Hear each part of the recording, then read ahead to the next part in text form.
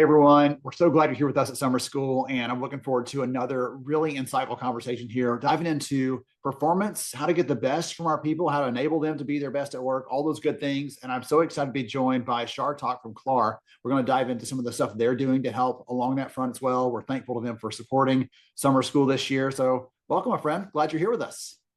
Thanks so much, Ben. It's so good to be here. Absolutely. So we're going to get us some good things here around performance and how to enable that, how to bring out our people's best. But before we get to all that fun stuff, take a minute and tell the audience more about who you are and what you do, please. Yep. So my name's Sharthok, and in Starbucks I go by Steve. It's just much easier that way. I'm one of the co-founders of Klaar, the company and the platform. And before Klaar happened, interestingly, I was in HR for 8 years. And the bulk of my HR experience was in HR business partnering, performance management, talent management. That's the gamut of things I've looked at across 3 companies. And in those 8 years, I used a bunch of platforms and had lots of experiences where I felt that there were gaps, not only in the platforms, but in how companies look at performance management. And then I validated those gaps with people leaders that, hey, am I only seeing this, or are you seeing this as well? And people leaders said that we are seeing this as well. And that's how Klaar was born. We're live in North America across 250 companies. So yeah, that's a little bit about us. I can imagine when you're saying, hey, listen, I'm just trying to sanity check this. Is this what you're seeing too? They're thinking, Yeah. hey, man, yes, I'm not crazy. Like we're all seeing this. We're all feeling the same sort of thing. And I don't know what it is about performance as a practice, the process in most companies. But when I ask people like, hey, what are you thinking about? What could be better? It's one of the first things they say, this could definitely be improved, even if they don't always know how it could be. So I'm excited to hopefully give them some ideas, some takeaways in the conversation today to get them just from not liking or hating where they are to some ideas about how to make that better. So to start us off, what do you think is the biggest issue right now with how companies manage and support the performance of their people today? There are so many. Where do I even start? But if I were to boil it down to one issue, that one issue is that when people are doing something or taking an action, no matter what it is, there needs to be an incentive for people to take an action. Humans are wired this way, right? So the what's in it for me, or what we call in the tech parlance, the WIIFM, that is not defined for performance management. And that is why it feels like such a huge time sink, such a heavy lift, and all of those things which people complain about. Essentially, people don't get value from the process, and it starts feeling like something which HR is pushing on us. And that's the biggest issue of performance management today, which is why you hear so many people referring that as the first thing that can be improved. It's funny, this week we had other HR business partners come and do a session on the how to do that well. And one of the things she called out specifically was this can't just be another HR thing we're putting on top of people. Is what you're saying. Part of that problem is it's perceived that way. Even if it's ultimately we're saying, hey, we want you, Sharthok, to be better at your job so you can perform better, you can accelerate your career, do all these things. But they see it through the lens of, hey, we got this checklist, and can you make sure you've done this 2 things? Did you do your self review? Let's get your manager. And it just feels like more work instead of there's a positive outcome to it. So that's one of the things you called out there as a big issue, a big challenge, and I would completely agree with that. So what's the answer? What are some things we can do, the people listening in here, maybe to turn that around and talk about the what's in it for me from that employee perspective, or showcase how this is actually worthwhile to invest their time in? Yeah, I think it's very important to realize that number one, performance management is like a fingerprint. I always say this to all HR leaders whenever I'm demoing. It's as unique as a fingerprint. There's no set formula that if something happened well in company A, you replicate that performance process, it's going to be equally good in company B. It doesn't work like that. It depends on your stage, maturity, and so on and so forth. So the first thing is to realize that and not to blindly copy paste what's happening elsewhere. The second thing is to drill down into the root causes, which is something I'm really passionate about. And of course, because of Klaar, I do a lot. That how do you define the what's in it for me? And it's important to realize, why aren't people getting that value? Or what are they getting instead? They're getting a checklist, like you mentioned, from HR folks, right? And if you look at it at the core, performance has become a retrospective documentation activity. It's almost like a compliance, it's retrospective. So essentially, how it can be done better is if employees are getting real-time help. So the first thing that I would definitely highlight is whichever platform or whatever you're using, if you can give employees insights which help them do their work better, those insights can come from managers, those insights can come from peers, they can come from the platform itself. There's not a single person I've spoken to, unless they're massively checked out, everybody has one common trait. They want to perform better. They genuinely do. And if you are giving them those insights which help them perform better, they will find value in that process. And similarly, if you look at it from a manager perspective, what does a manager essentially want? A manager wants their teams to perform well. A manager wants, contrary to LinkedIn, managers are not evil. I've spoken with so many of them and they're like, hey, Sharthok, we realize that we need to give feedback. It's just that everybody's just neck deep in work and sometimes we forget. And even when we remember, it's like transactional feedback. So if you can share insights with managers, which helps them cull out that feedback, which is meaningful to employees, and also helps managers cut down on their time investment for performance, I think those are the two things which really help in generating value for managers and employees, apart from 3 or 4 other things, but those are the two I would definitely focus on.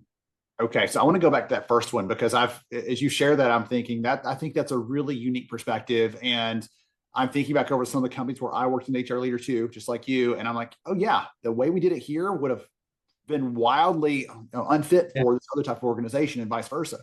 So if someone's listening to this conversation right now and they're thinking, how do I know if my performance process is fit to the fingerprint of my business, the stage we're in, all sorts of things? What are maybe some symptoms or some signs that performance process is not fit in the right way? Does that make sense? What should they be looking for as maybe cracks in the mortar or something else that are signs that they may need to adapt that or change that? Yeah, I think it's a very relevant question, and that's what we call like an post indicator. Like it's a lagging indicator, right? The performance process has been run, and now if the signs would be very apparent. The signs would be your employees coming to you and asking you, Ben, what the hell are we doing over here? Like, why do I have to spend so much time doing all of these things? Those are the telltale symptoms. Or you would find people feeling shortchanged at the end of the process and saying that, yeah, I don't agree with the rating. Like, I feel genuinely shortchanged. I did so much more. And if it's beyond a certain number, usually employee grievances are around 5%, 5 to 10%. But if it's beyond that, it's a symptom that something's going awry or wrong over here. But I would, and I learned this the hard way as an HR professional, that I would urge you to look at things even before it starts, right? Not lagging indicators, but leading indicators. So when you're designing, or when an HR professional is designing a performance process, the first thing to ask is not how the process will run. The first thing to ask is, why am I even designing this process? What do I expect to get out of that process? And I see your reaction, and I think you resonate with that. What are we doing over here? What do I expect to get out of the process? Why does the business need it in the first place? Because it's not an HR initiative. If the business has different sorts of goals, Klaar is right now the stage at where we're moving from a 1 to 100, right? Earlier, we were at 0 to 1. And there are companies who have been there, for behemoths who are moving from 100 to 1,000 or whatever it is. Every phase is unique and distinct. So you need to ask, what are we getting out of this, and why are we even doing this in the first place? And that will dictate how your performance process should be, like how simple, how complex, and how it flows. So that's what I usually say.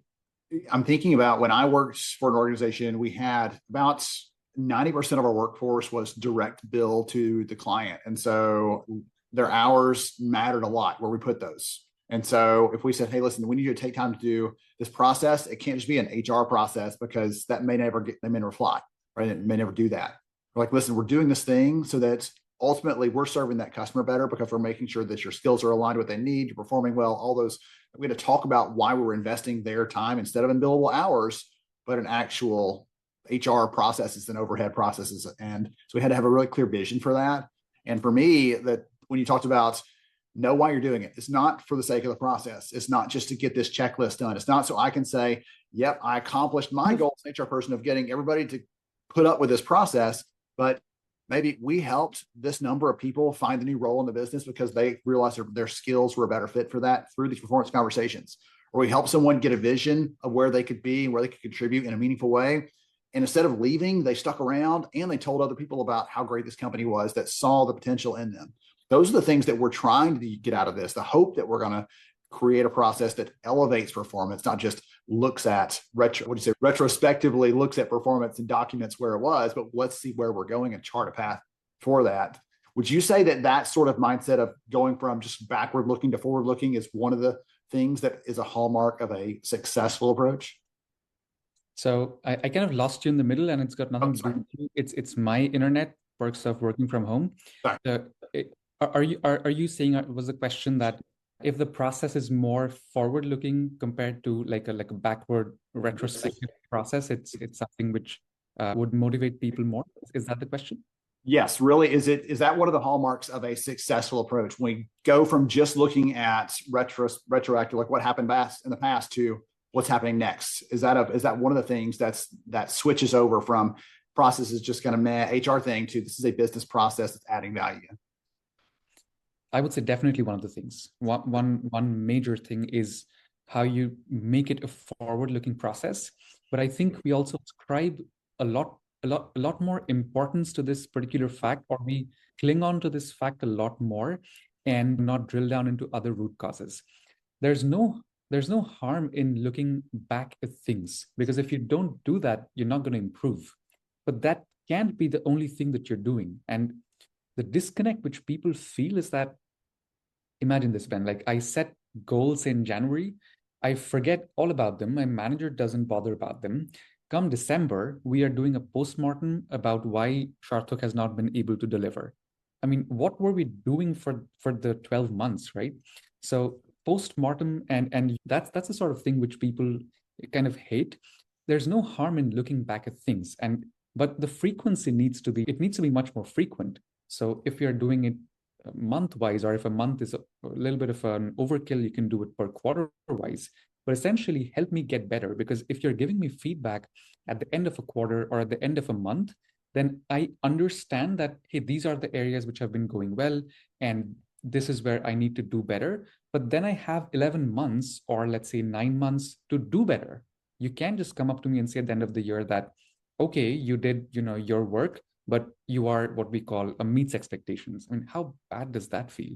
So yeah, definitely forward looking, and also give feedback much more frequently. I feel like I need a shirt that just meets expectations and walk around with that and see the comments you would get from people, because like, hey, I probably got that rating on performance. Like, how did that make you feel? Probably not great. We'll have to talk about how to make that one happen, because I mean, like that's one of those things where it's like back during the pandemic when you're like, hey, listen, I know that you think your work's important, but you're not essential. You're not essential. And like, how does it feel to be told that the thing that you've dedicated a portion of your life you'll never get back to is like, not really essential and meets expectations? Feels the same way to me. Like, oh gosh, let's kill someone's spirit one little bit at a time. So we talked about the importance of forward looking. What are the other key elements or signals or approaches that we should be thinking about to do this better? You talked about shortening that feedback loop. I think that's a great call out there. What other things should someone be thinking about weaving in? Because we generally all know what bad looks like. We've got some sense of that. But what does good look like, and what can we be doing to march in that direction? Yeah. The answer which I'm going to share is not my own answer. I'm making this off an HR leader, and I love this, and this is with her permission. But essentially, performance reviews are not a time of surprises. Performance reviews are for confirmations, right?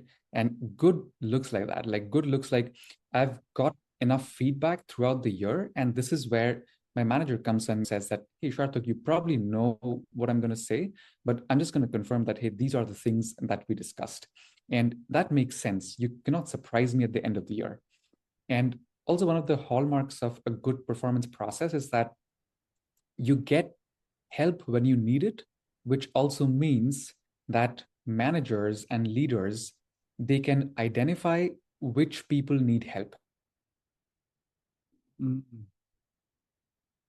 So this is not just about the performance piece and seeing that as happening. Let's say around. Oh, sorry. Sorry. Go ahead, Ben.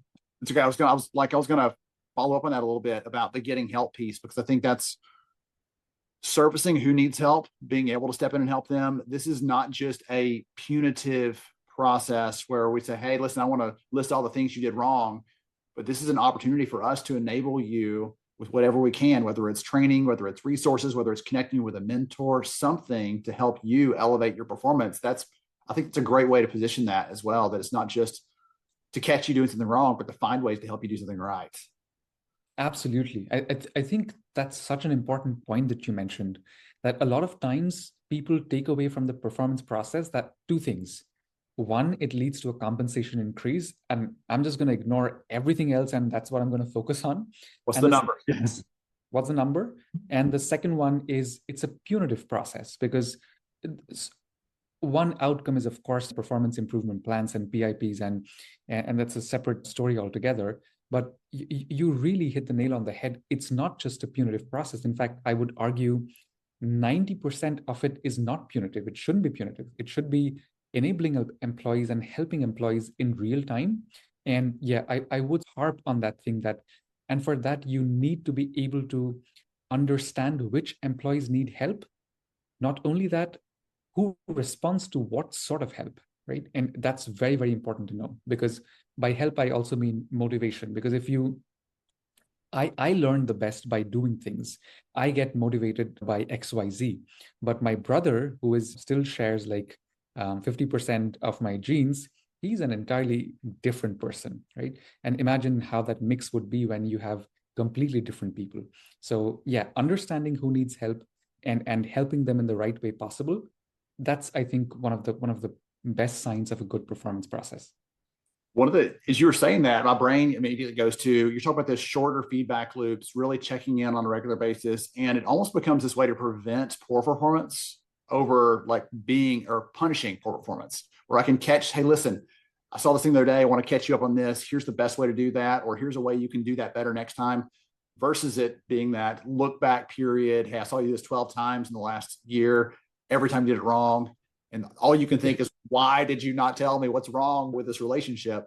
So you talked about no surprises, using this as a source to get help, actually planning for the outcomes we want, better performance for people, not just a checkbox activity. All these good insights here. I'm taking some good notes, and hopefully the audience is too, because these are some great ways to think through and filter through how you see performance at your organization.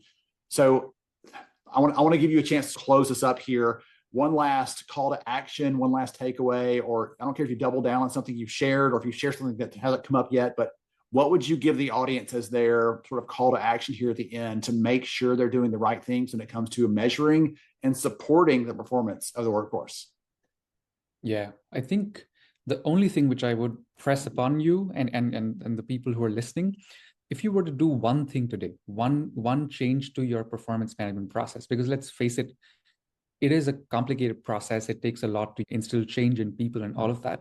But the one change I would emphasize is equip your managers to give great feedback frequently.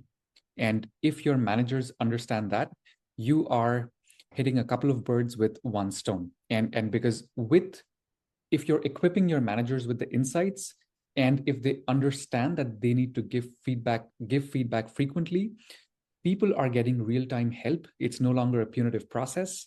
So you're defining the what's in it for me for managers, for people, and you create a feedback, not only a feedback loop, but what I call a virtuous loop of performance, where since you're giving feedback, performance actually improves. As managers, you get to see how the goals are actually improving day on day. And I mean, managers are also accountable to senior managers and so on and so forth, right? So it's in your best interest to give feedback. So as HR, if you can impress upon people that, hey, this small change is going to make everybody's lives easier, I think that's the biggest thing you could do today. Tremendous. Yeah, that I keyed in on when you said what's in it for me early on the employee side of that and why they should be buying into this. But the manager piece of it is so critical, as you just highlighted. We'll have to have a part 2 at some point, come back to the what's in it for me for managers in this performance process and how to make sure they see this isn't just more busy work, but this is helping them elevate the performance of their team, So it elevates their performance as well. So such a great set of call outs there. If someone wants to learn more about Klaar and the great work that you and the team are doing to help enable this kind of high quality performance conversation and support for workforces across the country, what's the best way for them to do that? Yeah, we'd love if people visit our website. I think that's a treasure trove of information which we carefully curate over there. That's klaarhq.com. So KLAARHQ.com. A little bit of a doozy, but it's pretty simple to find. And I'm very active on LinkedIn myself. My name is Sharthok Chakraborty. I'll probably put it up in the chat or you can share. So those are the two ways. Excellent. Tremendous. I'll make sure and share both of those links in the chat so everyone can reach out, connect with you, Sharthok, and also see what the team at Klaar, what you're up to, how you're helping to do this, because I think it's such a great set of call outs today, good ideas around this. And as I said, I've yet to talk to an HR leader that didn't say we could do this a little bit better when it comes to performance and helping to enable that for our people. So thank you for joining us with the support of summer school and for the good work you're doing in the HR community as well. To everyone else out there, stay tuned for more summer school coming right up. Thank you. Thank you so much, Ben. Such a pleasure.